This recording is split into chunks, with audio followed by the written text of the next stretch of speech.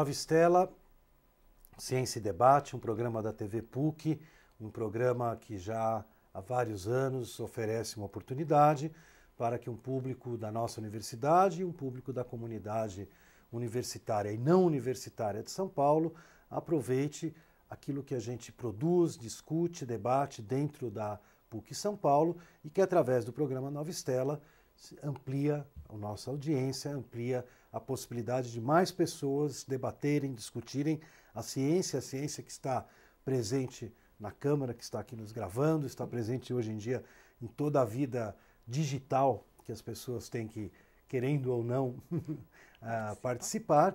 E o programa procura, numa perspectiva histórica, colocar a ciência num debate que busca suas raízes, para uma compreensão de onde a ciência veio e para onde a ciência vai. Hoje nós temos aqui uma convidada muito especial, já conhecida do público Nova Estela, professora Carla Bromberg, professora que realizou aqui conosco na PUC o seu doutoramento, já esteve aqui comentando o que ela trabalhou durante o seu trabalho, os seus anos de pesquisa para a tese de doutoramento, e agora se integrou efetivamente aqui no nosso trabalho através de um projeto pós-doc, né, da FAPESP, da Fundação de Amparo à Pesquisa do Governo do Estado de São Paulo, que possibilita então, né, que recém-doutores integrem a nossa atividade e quem sabe, né, a professora Carla venha um dia compor o nosso quadro de professores da PUC São Paulo. Então, muito bem-vinda, é uma satisfação tê-la novamente conosco na TV PUC. E acho que hoje nós vamos tratar um pouquinho do seu trabalho aí de pós-doc, a sua pesquisa, né? Que pelo que a Carla já nos contou um pouco do seu trabalho em História da Música, né? A Carla tem uma formação em música, né? Em Israel, na Universidade Hebraica de Jerusalém, e veio depois para o Brasil e realizou aqui o seu doutoramento em História da Música. E agora, Carla, conte para nós um pouco o que você está trabalhando e pesquisando no seu pós-doc. Bom, queria agradecer primeiro o convite ao programa, ao professor Goldfarb. Agora, o que eu estou estudando, o que eu gostaria de mostrar para vocês é um pouco de ciência do século XVI. É um período muito interessante, complexo. Nós ainda não temos definições das áreas científicas, as especialidades ainda não aconteceram. Nós ainda estamos num século que antecede a filosofia mecânica, a especialização, a matematização das ciências de um modo geral. E, apesar desse aspecto meio instável, quando a gente olha os currículos das universidades, a gente tem muito bem estabelecidos o quadrivium, o trivium, parecem muito claras as disciplinas que são ministradas, parecem também claros os documentos, as tradições literárias que são pelos estudiosos utilizada, mas quando a gente começa a ler os autores e começa a ver a diversidade das disciplinas, a gente vê que elas interagem de uma maneira bastante diversa daquela que muitas vezes a historiografia clássica contou, e aparecem aspectos muito interessantes de interação, de troca de documentos, de discussões de problemas que unem essas disciplinas. Carla, só para ajudar o nosso público, né, nem todo mundo que nos assiste é especialista aí na área da história da ciência, então vamos localizar, né? Nós estamos, através aqui de uma viagem na máquina do tempo com a Carla, né? Nós estamos no século XVI, 1500 a 1600, período, vamos dizer assim, antigo, né? Mas não é história antiga, é história já o princípio da modernidade. Para a nossa área, né? É o período onde a gente começa realmente a fixar os alicerces do que vai se chamar a ciência moderna, e você mencionou o trivium e o quadrivium. Então seria legal para o público mais amplo você explicar, quer dizer, isso era parte do currículo daquela época, o que é o trivium, o que é o quadrivium, de onde eles vêm, para a gente conseguir, depois você continua. O quadrivium e trivium formavam a divisão das disciplinas dentro do mundo acadêmico, dentro das universidades, né? O quadrivium era formado por 4 matérias. Da área da matemática, que a gente chama de matemática hoje, existia aritmética, geometria, junto da astronomia e da música, que muitas vezes é chamada também de acústica. Mas enfim, música, astronomia, geometria e aritmética formavam o quadrivium, e o trivium eram as matérias ligadas gramática, a retórica e a lógica, às vezes, ou oratória, né? E a minha pesquisa em específico acaba se focando no quadrivium, porque eu lido com essa interação entre a música e essas ciências da matemática, essas duas áreas da matemática que ainda não eram tidas como subdivisões da matemática, a matemática não era entendida como tal, como a ciência autônoma, que abrangeça a geometria aritmética. Então, eu mexo com esses documentos que interagem, que fazem a ponte entre a matemática e a música. A ponte é feita por causa de discussões de conceitos, ela é feita por causa da troca e uso de instrumentos, tanto por matemáticos quanto por músicos, correspondências, enfim, existe uma vasta documentação que une essas matérias. E essa documentação, ela está em que língua? Onde é que você está encontrando? Acho que é legal, quem acompanha o programa Nova Estela já sabe que o nosso programa de História da Ciência é da PUC São Paulo, né? Aliás, na Marquês de Paranaguá, muita gente pensa que toda a PUC está na Monte Alegre, né? Existe um campus na Marquês de Paranaguá, pertinho da Praça Roosevelt, uma pequena ilha de verde no centro de São Paulo, que além de ter as instalações físicas, né, tem uma biblioteca digital, é o CESIMA, Centro Simão Matias de Estudos de Documentação, manuscritos e documentos raros. E então era legal você também, a gente sempre gosta aqui no programa Nova Estela, até para localizar o nosso telespectador, entender de onde vem, né? A Carla está estudando aqui no Brasil coisas que aconteceram há 1, 2, 3, 4, 5 séculos, né? 500 anos na Europa, né? O pessoal vai falar, puxa, como é que você tem documentos, material para fazer sua pesquisa, né? Então, a parte da documentação de como ela chega, não é? A gente tem os professores e pesquisadores do CESIMA que trazem esse material vai sendo adquirido do exterior por via de intercâmbio entre bibliotecas, entre centros e lugares onde a gente descobre essa documentação, ou indo viajar, ou entrando em contato com estudiosos de outros países, com quem o CESIMA mantém um intercâmbio frequente. Essas pessoas também vêm para cá conversar. Em geral, no meu caso, na documentação do século XVI, o material, como eu lido quase só com Itália e França, o material vem tanto em francês quanto em italiano, e dependendo do autor em específico que a gente está estudando, os tratados às vezes também estão em latim. Como em geral, se a gente mexer mais com a parte teórica, ou seja, com documentação que era dada nas universidades, a gente vai topar com documentos em latim. E se a gente usar de documentos que rodavam mais fora do ambiente acadêmico, que andavam pelas escolas de ábaco, ou pelos estúdios, ou mesmo por confrarias, que eram lugares de estudo de fundamentação religiosa, a gente vai encontrar eles em línguas vernaculares, então aí a gente vai ver um italiano antigo ou um francês mais antigo. Dessas que você citou, confrarias religiosas? Como que você está descobrindo? Itália a gente tem... Isso é novidade, cara. Conta para nós. Na Itália, na verdade, elas não são como vão ser as academias, como do Cimento e as demais academias, não são feitas por estudiosos, né? Ou por pessoas que eram filósofos naturais e queriam mostrar e trocar conhecimento. Elas são, na verdade, lugares de encontro cuja motivação, quer dizer, não era para se estudar nada, mas a motivação era religiosa. Então, em geral, elas têm, na verdade, um aspecto quase até mais social do que religioso. Elas juntavam pessoas em alguns lugares, elas tinham algum trabalho social com essas pessoas. No caso de um autor que eu estudei, que foi Vincenzo Galilei, pai do astrônomo Galileu Galilei. Pai do Galileu? Isso, ele pertencia a uma confraria. Talvez visto que, pelo motivo dele não pertencer nem à universidade, porque ele não era tido como um professor, nem tampouco pertencer a grupos que tocavam ou que lecionavam música dentro das catedrais, ou seja, dentro do ambiente institucional da igreja. Então, talvez o lugar que ele conseguiu, espacial, dentro da sociedade, tenha sido a confraria. Mas a gente não tem nenhum estudo dele relacionado com esse ambiente, né?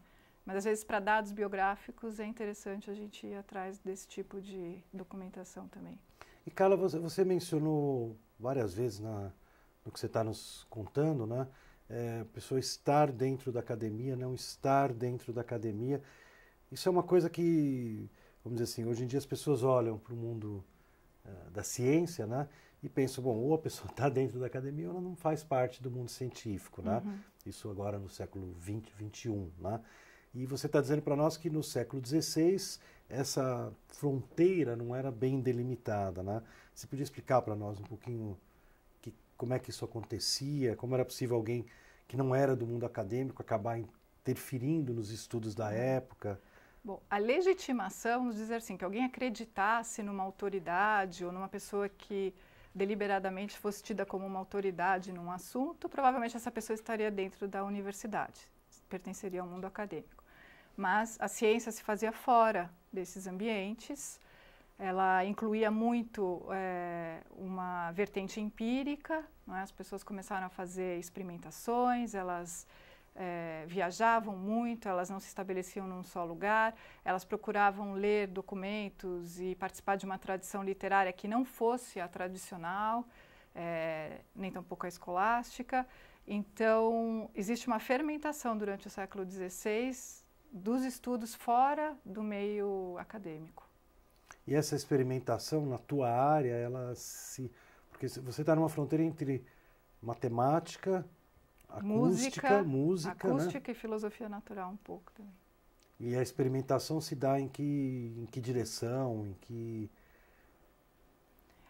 prática? A tradição literária, ela parece que já não corresponde a uma série de necessidades do mundo prático. Então, existem problemas práticos a serem resolvidos e essa tradição escrita não consegue resolver. Por exemplo, no caso da música em especial, a música era tida como uma arte matemática, como uma ciência matemática, não é? Explica o fundamento mais dela... para o nosso telespectador que não está acostumado, né? Para hoje, todo mundo sabe, né, que música é som, então a gente parte para falar de música automaticamente sabendo que é sonora, né? Então a definição de música é um fundamento sonoro, acústico. Para eles naquela época não era, né? A música era definida por um ente matemático, que é o número e a relação de proporção. Então, para você falar de uma escala musical simples, sei lá, do, ré, mi, fá, essas notas, elas não tinham uma importância absoluta, que nem hoje, que a gente fala, o do, e aí a gente vai na escala de hertz e procura qual é a frequência, ou que nem todo mundo fala, o lá 440, que afina, é a nota que faz com que os instrumentos da orquestra sejam afinados, e assim vai. Naquela época não existia essa noção, porque o fundamento da música não era um elemento acústico. Né? O som era uma segunda qualidade, não era o conceito, não era o fundamento da música, era no número e não no som. Né? Só que no século XVI essa fundamentação se vê por terra, eles não conseguem mais justificar por que a música tem como conceito fundamental ou como objeto, né, um número e não o som. Então, a gente vai ter uma série de experimentações, e aí com certeza fora do mundo universitário, do mundo acadêmico, né? Porque dentro dele ela está muito bem estabelecida a música como disciplina matemática. Não se faz música nas universidades, então não é que se tem uma orquestra, ou um grupo de câmara, ou um coro. É teórico. É simplesmente uma disciplina de ordem especulativa, teórica. Então vai existir essa contrapartida. E a música, só para...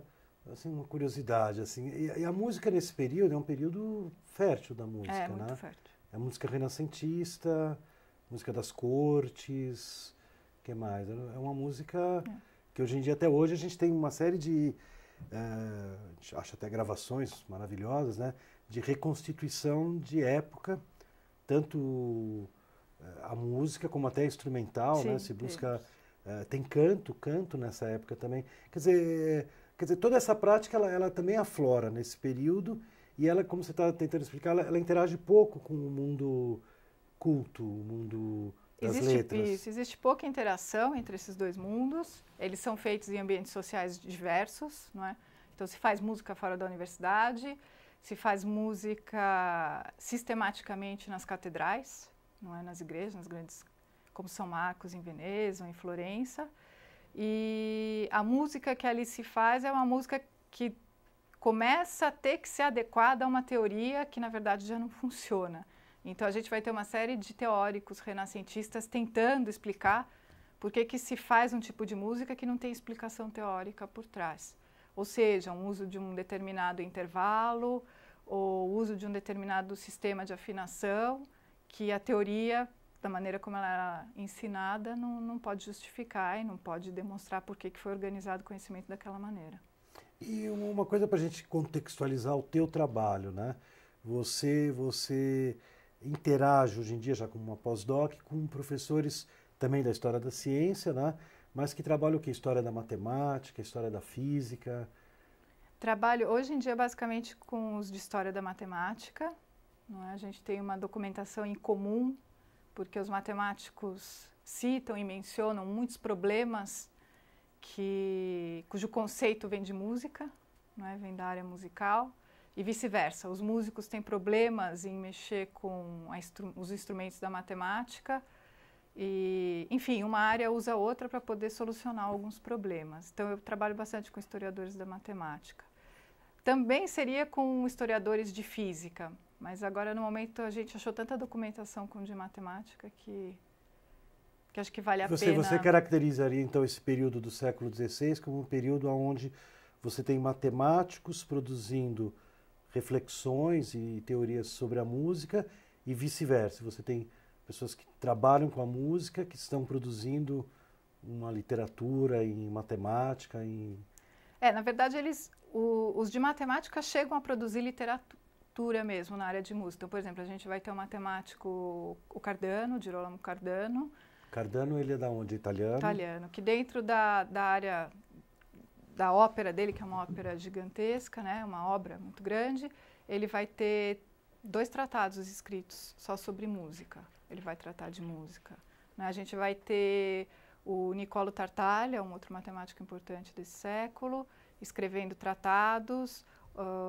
Nos comentários que ele faz dos elementos de Euclides, ele insere uma série de conceitos e de problemas que eram vivenciados, na verdade, por músicos e não por matemáticos. Ele chega até a inserir não novas proposições, mas, enfim, novos termos nos comentários dele, aumentando e dizendo que alguns dos problemas de Euclides poderiam ser resolvidos se as pessoas trocassem mais ideias com os músicos e assim vai. O Euclides, nessa época, é uma obra muito lida. Obra muito lida, né? Isso é parte da própria noção de onde veio a palavra renascença, uma redescoberta da geometria do Euclides e da matematização, né, da natureza, né? Os elementos de Euclides vão ser muito citados, né? Não só na área de música, então você consegue, a maior parte dos manuais e dos tratados teóricos de música vão citar os elementos de Euclides, assim como vão citar a arquitetura de Vitrúvio, que por sua vez também cita Euclides. Então são áreas que se encontram e trabalham bastante juntas nesse século. Agora, músicos que escrevam necessariamente sobre matemática, a gente não vai ter. O outro lado da moeda a gente não vai ter. Quer dizer, eles não chegam a escrever tratados sobre matemática, mas eles têm, na verdade, dentro dos seus tratados de música, a discussão de conceitos que são matemáticos. Por exemplo, o conceito de quantificação e de medida, como é que você mede as coisas, o que significa medir algumas coisas, conceito de divisão, de distância, teoria das razões. São vários problemas que estão no mundo matemático, mas que são discutidos em tratados de música também. E você está achando essa literatura? Estamos estudando essa literatura e, juntamente com os professores de História da Matemática, a gente faz a devida abordagem da área, né? Como é que a história da ciência olha todo esse material, como é que a gente tenta entender e identificar o que era relevante para essa época. E, Carla, uma meta-pergunta, assim, no teu percurso, né? Não, uma pergunta geral, assim, né? Quer dizer, você veio com a tua formação em música, né? Fez o seu doutoramento e está agora dedicando, junto ao nosso grupo, o seu estudo de pós-doc nessa área que você está focando. Como que você vê, assim, quer dizer, até pouco tempo atrás era uma coisa estranha a gente vir aqui na TV, numa televisão universitária, e apresentar um estudo sobre a história da ciência enfocando a música. Tá? Isso você, essas alturas, como pesquisadora, como você vê? Quer dizer, Isso é um avanço? É um avanço em termos de uma recuperação de uma concepção que, vamos dizer assim, por alguns séculos, né, não se pensou em ver a música dentro da história da ciência. Acho que isso era visto como algo né, fora de foco, né? E você já tem um longo período de trabalho teu, e acho que interagindo com outras pessoas que mudaram essa concepção, né? Hoje em dia a gente começa a ter uma visão que nas origens da ciência essas duas áreas tinham uma interpenetração muito maior, né? Dentro da história da ciência, ainda são raros os historiadores da ciência que realmente abordem a música. A gente tem um professor que é o que pelo menos demonstra maior permanência nos congressos, coisas escritas, né, que ele já fez, que é o professor Floris Cohen, que é da Holanda. Da onde? Da Holanda. Da Holanda. Universidade de Utrecht. Precisamos trazê-lo ao Brasil. Então, agora com o CESIMA, a gente teve esse ano num congresso internacional, fizemos contato com ele, talvez ele realmente venha, mas porque ele é uma pessoa extremamente interessada na classificação das ciências, de uma nova proposta de sistema de classificação. Você teve com ele num congresso internacional aonde? Foi em Montreal, no Canadá, o encontro anual da Sociedade de História da Ciência. E ele ficou impressionado com o trabalho. Você foi apresentar um trabalho? Isso. Foi esse trabalho que mostra um pouco dessa interação da matemática com a música. E ele estava lá e foi um trabalho muito bem recebido. Era a Sociedade Norte-Americana de História da Ciência, Sociedade... Isso. Sociedade Internacional de História da Ciência. Internacional de História da Ciência. Que bacana. E é interessante. Você nos representou então, lá. Isso, o CESIMA foi representado lá. Então a gente tem poucos historiadores tratando de música, talvez pela própria história da música, que a partir do século XVIII já não, dentro dessa ideia de currículo e de classificação e especialização, pertencia a belas artes e aí perdeu esse caráter. Houve a dicotomização entre ciência e arte, não é? Mas se a gente quiser falar de música até o século XVIII, a gente tem que inserir a música, né, num panorama científico. Não tem como... E aproveitando assim, já que você viajou para Montreal, conheceu o professor holandês, professor Floris Cohen, né, e talvez vá trazê-lo ao Brasil, né? Isso é uma coisa que eu gosto muito de ressaltar também aqui no nosso programa, o fato da PUC São Paulo, na área da História da Ciência, ter uma projeção, uma participação. Nós temos professores trabalhando tanto no Brasil como no exterior, né? Brasileiros que vão ao exterior, estrangeiros que vêm ao Brasil, né? E, voltando ao início do nosso papo também, nessas oportunidades que a gente vai descobrindo novas documentações, novos documentos, né, que acabam sendo, de alguma forma, copiados, digitalizados e trazidos para a pesquisa aqui no Brasil, né? Então, você está nos relatando aí que essa tua comitiva aí a Montreal pode acabar trazendo um bom contato com a Holanda. Tem uma certa tradição, né? Na história da ciência. Eu tive oportunidade ainda nos anos 80, acho que nas primeiras viagens que a gente fez ao exterior aqui do pessoal da PUC, num congresso de História da Alquimia na Holanda, né? Quer dizer, a Holanda sempre teve essa presença muito forte. Bom, eu queria agradecer muito a professora Carla Bromberg, nossa pós-doc. Eu espero que a gente tenha a oportunidade de voltar aqui, né? Eu queria, para terminar, a gente tem ainda uns minutinhos, Carla, eu vou roubar aqui para dizer que a Carla, junto comigo, né, passou a integrar a cátedra, fazendo um parênteses aqui na nossa história, né, a cátedra de Cultura Judaica da PUC São Paulo, né? Talvez muita gente ainda não conheça, né? A cátedra foi criada por um ato do Conselho Universitário, né, em 2010, e passa a partir de agora a desenvolver atividades, cursos, palestras e mesmo, a gente espera em breve, estudos, linhas de pesquisa da área judaica dentro da católica, né? Assim como a Universidade Hebraica de Jerusalém tem estudos cristãos, estudos do catolicismo, Roma tem muitos estudos judaicos, né? Então a PUC de São Paulo, talvez a primeira católica no Brasil, que abre, e a Carla tem, além do seu trabalho em História da Ciência e da Música, colaborado para essa atividade nova da PUC, que a gente espera, né? Assim como nosso programa de História da Ciência iniciou-se há uns, quanto tempo faz? 15 anos, né? Aqui na PUC hoje em dia já tem uma certa estrutura e uma certa reconhecimento nacional e internacional. A gente espera, né, Carlos? Eu espero, junto contigo e mais alguns professores aqui na PUC, que a gente tenha a mesma sorte, né, o mesmo destino com a Cátedra de Cultura Judaica, né, um mérito do professor Dirceu, aqui nosso reitor, que teve a iniciativa de nos convocar a essa missão, né, de começar então a desenvolver essa atividade. A TV PUC vai estar sempre atenta a essas novidades, né, e a gente espera então também diversificar aqui a nossa temática, né, e poder trazer também alguns assuntos de mais uma área diálogo interdisciplinar da PUC São Paulo. O programa Nova Estela fica por aqui e em breve a gente volta com novos debates para iluminar a nossa compreensão da ciência, conhecendo o passado, compreendendo o presente e se preparando para o futuro.